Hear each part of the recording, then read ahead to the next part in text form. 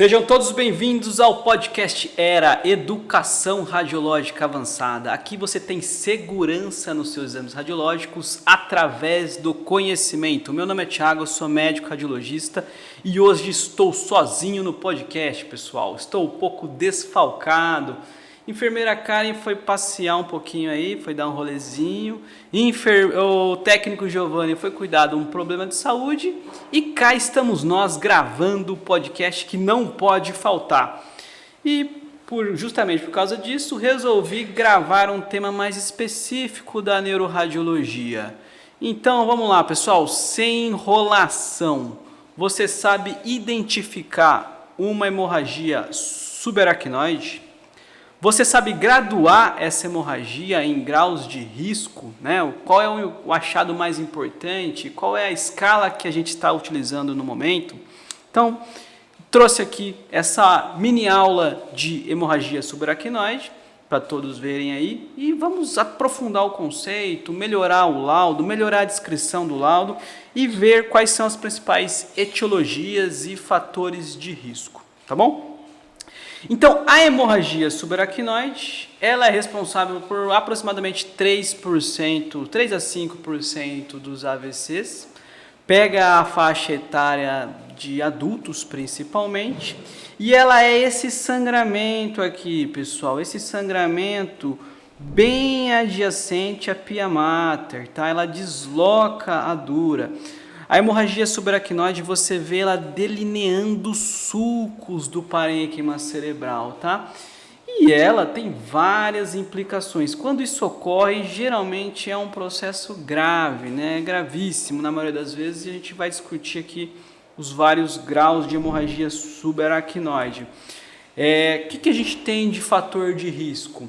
História familiar positiva, quem tem parente que já teve essa hemorragia, geralmente tem uma predisposição maior, principalmente por causa do aneurisma, que pode ser congênito, né? Hipertensão arterial, pacientes hipertensos podem cursar com hemorragia subaracnoide. Alcoolismo severo, por ter problema vascular e também ter traumas, quedas, né, secundário ao alcoolismo severo. E pacientes que têm doença do tecido conjuntivo, né, do tecido conectivo, tipo uma displasia fibromuscular, Marfan, entre outras, né? E esses são os fatores de riscos e as etiologias. Então tá aí, o disparado mais comum é o traumatismo craniano, geralmente secundário a trauma de automóveis, queda da própria altura, idoso tem bastante traumatismo craniano, e isso é o principal fator de risco para a hemorragia subaracnoide. Ruptura de aneurismas, já entra em segundo lugar. Hemorragia perimesencefálica, que é aquela hemorragia localizada na cisterna interpeduncular.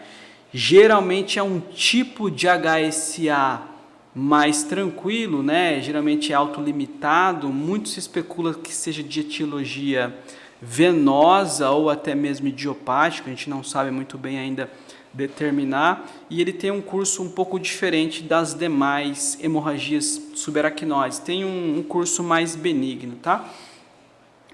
Outra etiologia de HSA é malformação arteriovenosa, angiopatia amiloide, fístulas arteriovenosas durais, né?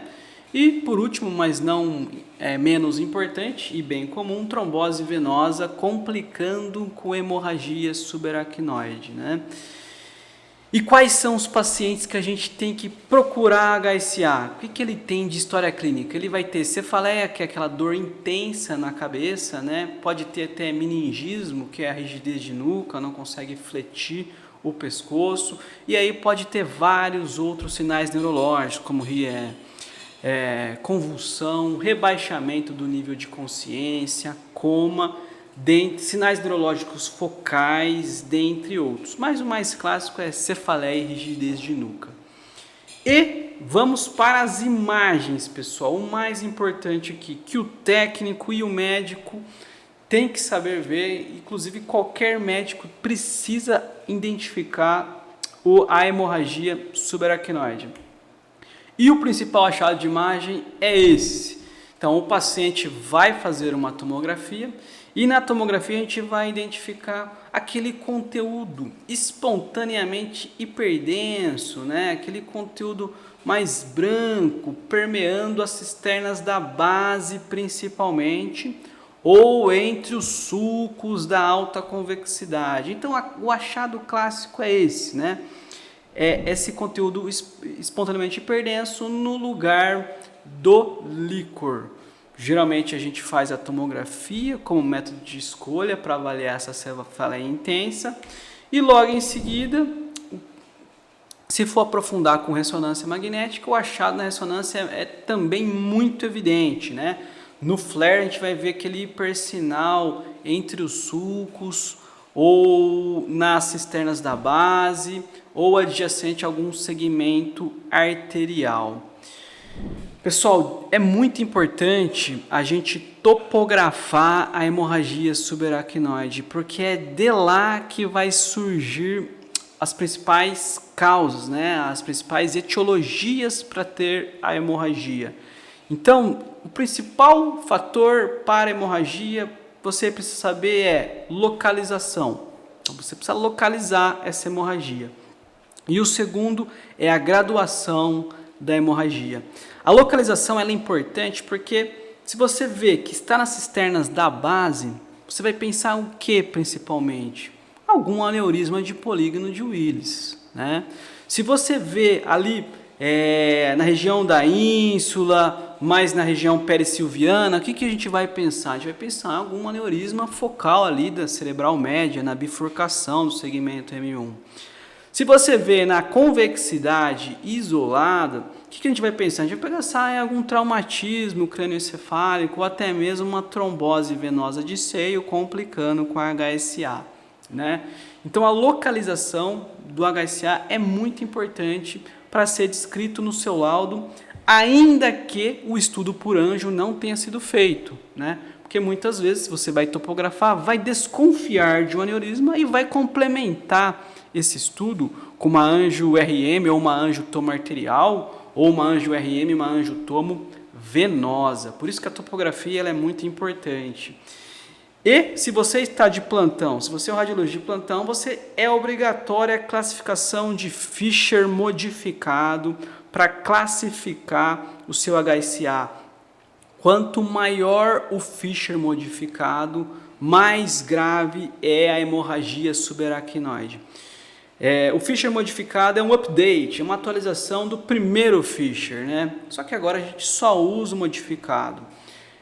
Então vamos lá, vamos falar aqui ponto a ponto quais são as classificações do Fisher. O Fisher 0 é aquele HSA não visualizado, você faz o exame de imagem e não encontra nada, né? É simplesmente inocente. Fisher 0 cada vez mais difícil, né? Porque no estudo de ressonância é muito fácil a identificação de HSA. Fisher 0 na tomografia, quando você vai coletar lá o líquor, você descobre que teve uma HSA e a incidência de vasoespasmo e complicações no Fisher 0 é bem irrelevante, é bem baixa mesmo, tá? Fisher 1. O Fisher 1, pessoal, ele é essa hemorragia focal ou difusa entre os sulcos, tá? Mas que ela é bem fininha nas cisternas da base, tá? Ela é bem fininha. Na convexidade, ela é bem linear, ela é bem laminar, tá? E não tem hemorragia intraventricular, o sistema ventricular está preservado. O Fisher 1, ele tem uma incidência de vasoespasmo e de AVC bem baixo, tá? No primeiro estudo Fisher, definia-se que a espessura para ser laminar teria que ser abaixo de 1 milímetro. E a espessura de uma hemorragia maior, espessa, seria acima de 1 milímetro. No Fisher modificado, a espessura não foi concebida. No estudo está apenas thin or thick, né? Espesso ou fino. Tá? Então, vamos utilizar o conceito do Fisher modificado. Então, laminarzinho ali, Fisher 1, sem hemorragia no ventrículo lateral, sem hemorragia no quarto ventrículo. procure bastante a hemorragia nos cornos posteriores dos ventrículos laterais. Ali muitos radiologistas deixam passar essa hemorragia, tá? O Fischer 2, você vai ter uma hemorragia fina, né, nas cisternas da base ou na região dos sulcos da alta convexidade, mas você já vai ter a hemorragia intraventricular. Então, olha só como é mais fácil a identificação. Qualquer sangramento de qualquer montante dentro do ventrículo, ou ele vai ser Fischer 2, ou ele vai ser Fischer 4, tá? Então, é importante identificar a presença de qualquer sangramento dentro do sistema ventricular, tá? O Fischer 3, ele é pior do que o Fischer 2. A incidência de vasoespasmo, a incidência de AVC, a incidência de complicação, convulsão, coma e desfecho negativo, ele é pior do que o Fischer 2. Ainda que não tenha hemorragia no sistema ventricular, tá? Por quê? Porque o Fischer 3, ele é a espessura bem grande do sangramento nas cisternas da base. Então, a incidência de vasoespasmo já é maior. Geralmente, o aneurisma que rompe, ele também é maior. Então, a complicação já é mais grave. Então, olha só essa foto de Fischer modificado 3. Você vai ver, ó, olha só que interessante. Cisterna da base, bem espesso de sangramento, cisterna pré-pontina, cisterna perimesencefálica. Você vai ver na região, acompanhando aqui a artéria cerebral média, você vai ver na região interpeduncular, na região adjacente à foice, tá, interhemisférica. Então, olha só, esse Fischer 4 aqui, a incidência de vasoespasmo é bem maior do que o Fischer 2, que só tem um sangramento fino e um sangramento no sistema ventricular, tá? Obrigação do radiologista de plantão, ao visualizar uma hemorragia subaracnoide, classificar. E por último, e o prognóstico bem pior, é o Fischer modificado 4. O Fischer modificado 4, ele é o Fischer 3 mais o 2. Então ele cursa com uma espessura do coágulo na cisterna grande e ainda a presença de hemorragia dentro do sistema ventricular.